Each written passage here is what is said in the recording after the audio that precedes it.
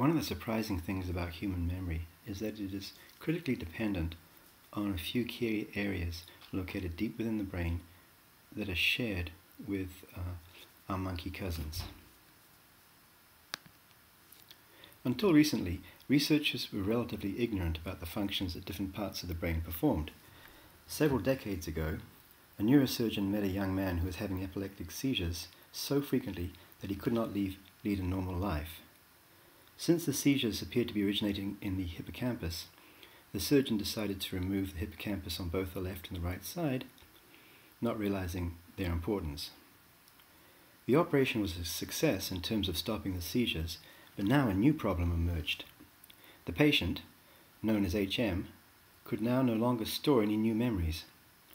All through the day he kept feeling as if he had just woken up, with no memory of what had just happened. While tragic for the patient, this case changed our understanding of the human memory system and the role of the hippocampus in that system. Further tests of HM's memory abilities initiated a second landmark insight into the organization of memory.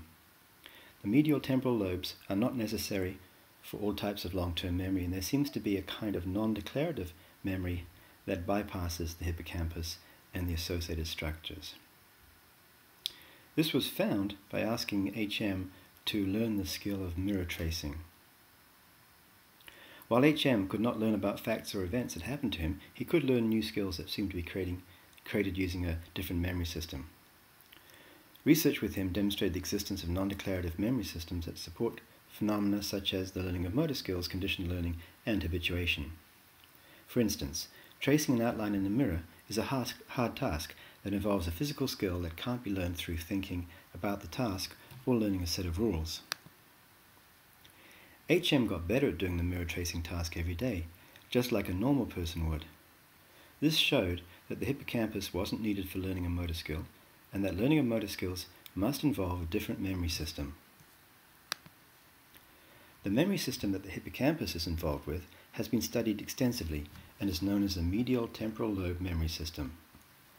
Areas of the medial temporal cortex in close proximity to the hippocampus are also part of the system, and the prefrontal cortex is also involved in storage and retrieval of memories. The hippocampus got its name because it looks like a seahorse. The tail of the seahorse, or hippocampus, is called the fornix, and the hippocampus itself is the head and body of the seahorse-like structure. Part of the hippocampus is nestled inside the medial temporal cortex, and the front of the hippocampus is close to the amygdala, which sits at the front of the adjacent basal ganglia. The hippocampus sits in a central and privileged position within the brain. It is close to the convergence zone for object recognition, and it is also close to the amygdala, where emotions such as fear are processed. Not surprisingly then, the objects that we attend to are more likely to be remembered, and emotional events tend to be remembered better than non-emotional events. The dentate gyrus of the hippocampus is rolled up with the entorhinal cortex within the medial temporal cortex, like the cake and the cream within a roll cake. Although they are rolled up, the functions of the cake and the cream remained tied to their parent structures, i.e. the dentate gyrus of the hippocampus and the entorhinal cortex of the medial temporal lobe. In addition to this intertwining, there are key areas such as CA1 and CA3 at the interface between medial temporal cortex and the hippocampus that function as entry portals into the hippocampus. Event information flows through these portals in order to be remembered, and information about activated patterns in the hippocampus flows back out through these portals to the rest of the brain during retrieval of memories. Our memory system is structurally very similar to the monkey memory system, and thus it seems likely that the basic memory system is shared between humans and monkeys, with differences in how monkeys and humans remember mostly being due to differences in how the prefrontal cortex controls the basic memory system. However, there are some differences in the relative size of different parts of the basic memory system.